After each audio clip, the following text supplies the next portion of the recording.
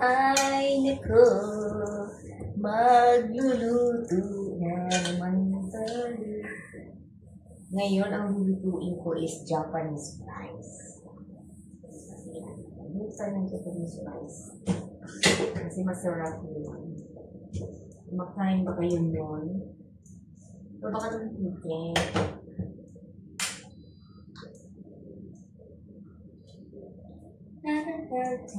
Pero kakain muna ako ng pineapple. Naku, ang mahal ng pineapple, no?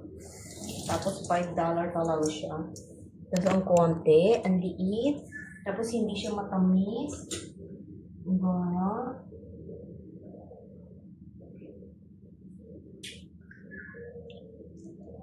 Kaya kumakain ako, may asin.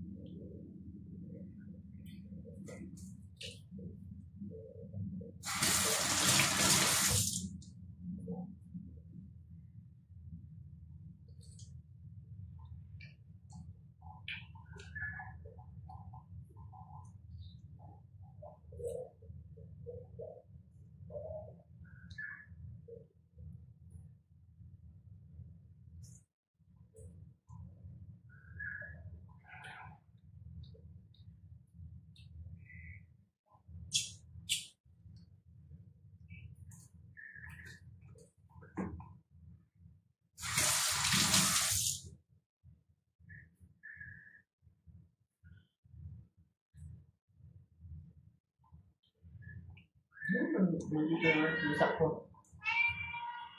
Midnight, maliligo tayo bukas, ha?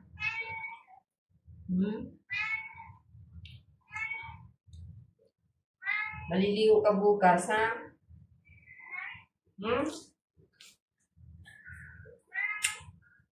Bukas, maliligo ka? Ha?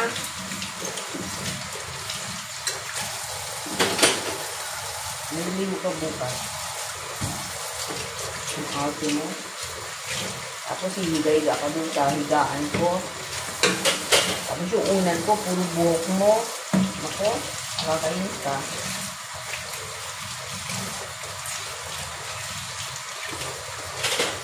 Narating ang umaga.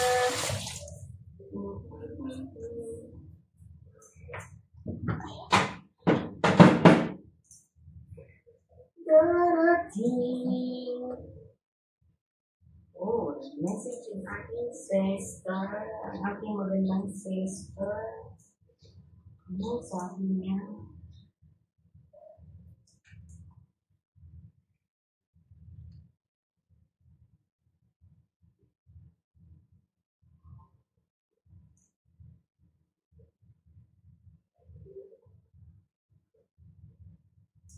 Ano sabi? Wow! Almost done!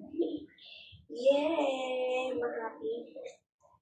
Yay! Happy talaga ako. Malapit na mag-outing na ako. So, ayan. So, tomorrow baka walang more kasi walay balas. Nagpaano ako, napahapon. Ewan ko. So, ayan. Naku!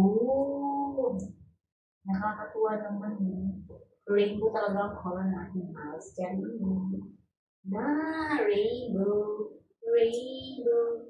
Rainbow. O, diba? Nakakatuwa naman.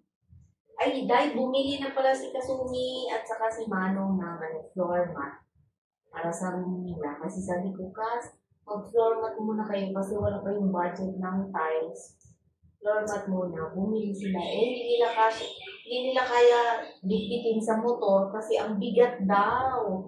Kaya ayun, nag-piagyo si Kasumi. 170 na yung bayad sa piagyo. Ayun, nag-piagyo siya.